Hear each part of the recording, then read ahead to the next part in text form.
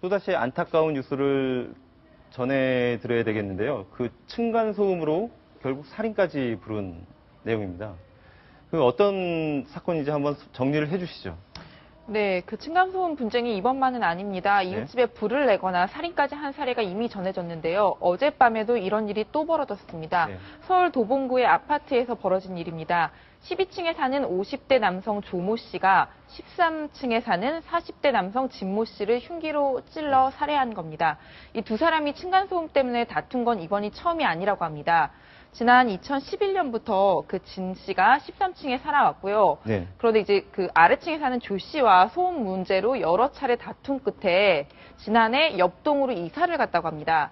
그런데 그 진 씨의 어머니가 계속 이제 조 씨 위층에 남아 살고 계셨고 어제는 아버지의 제사에 참석하기 위해 어머니의 집을 찾았다가 이렇게 화를 당했습니다.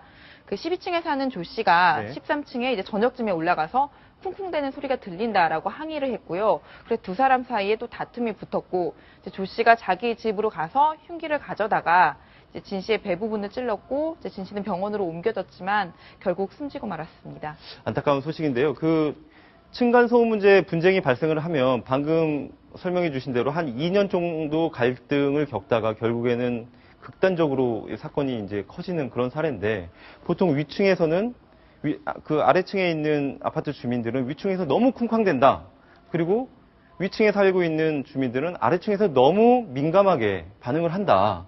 이러다 보니까 감정 싸움으로 번졌다가 결국에는 저런 살인까지 가는 경우가 생기는데 오죽했으면 사실 그 인터넷 유튜브 같은 곳에서는 위층에 복수하는 방법이라고 해가지고 좀 우스꽝스럽긴 하지만 그런 영상까지 지금 돌아다니고 있는데 한번 보시겠습니다.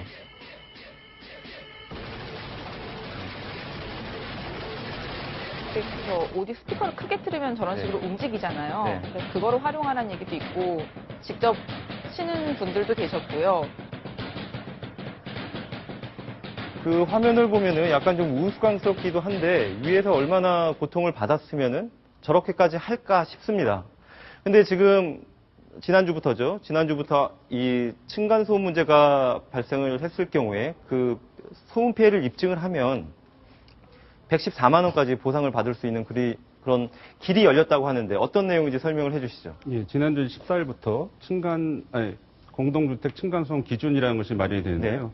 이 기준에 따르면 1분간 직접 충격 소음, 그러니까 직접 네. 이렇게 바닥을 이렇게 두드려서 하는 소음의 경우에는 네. 주간의 경우에는 약 43데시벨, 네. 야간의 경우에는 38데시벨 이상이 되면 네. 그러면 이게 층간소음에 해당된다라는 그런 기준을 제시했습니다. 자, 보통 43데시벨, 38데시벨 저희가 평소에 쓰는 용어가 아니기 때문에 이게 어느 정도의 소음인지 저희가 잘 모릅니다. 근데 보면 40데시벨이 어른 발 뒤꿈치 소리다 이렇게 예, 나오거든요. 그렇습니다. 예. 근데 사실 어른 발 뒤꿈치 소리가 들릴 정도의 소음을 가지고 이 소음 피해를 입증하라고는 너무 이게 과한 거 아닙니까? 예, 그렇긴 한데 이게 이제 1분 평균 소음이기 때문에 아, 한 번 1분 쿵쾅 하는 정도로는 그게 저 기준에 해당이 안 되고 네. 계속 1분 이상 계속해서 이런 43데시벨 이상이 넘으면 이제 그럴 때 이제 이런 층간소음 기준이 되는 것입니다. 네. 자, 이거 역시 최고 소음은 어떤 내용인가요? 이게 아이들 뛰는 소리 이상으로 해가지고 요 기준을 넘어가면 57 이 데시벨 이상을 넘어가면 네. 그것도 이제 층간소음의 기준이 될 수 있는데 보통 이제 의자 끄는 소리가 60데시벨 정도 되거든요. 네. 그래서 앞으로는 의자 끄는 소리는 조금 조심해야 할 필요가 있을 것 같습니다. 예. 그러니까 의자 끄는 소리. 이거는 순간 소음이 아니라 1분간 예, 평균 소음을 맞습니다. 예. 얘기하는 거죠. 이게 예. 뭐 간단히 소음이 나는 거는 어쩔 수가 없지만 그거를 지속적으로 한 1분 이상 지속을 할 경우에는 아래층과의 분쟁에 휘말릴 수밖에 없는 그런 상황, 그런 기준이 만들어진 겁니다. 저희가 보니까 그 층간소음 이웃사이 센터라는 곳이 생겼다고 하네요. 만약에 문제가 생겼을 경우에는 서로 얼굴을 붉히기보다는 이런 센터에 중재를 한번 받아보시는 게 그 더 큰 화를 막는 방법이 될 수 있을 걸로 봅니다. 이번 뉴스 여기서 정리를 하고요. 이어서 다음 뉴스 순위 공개합니다.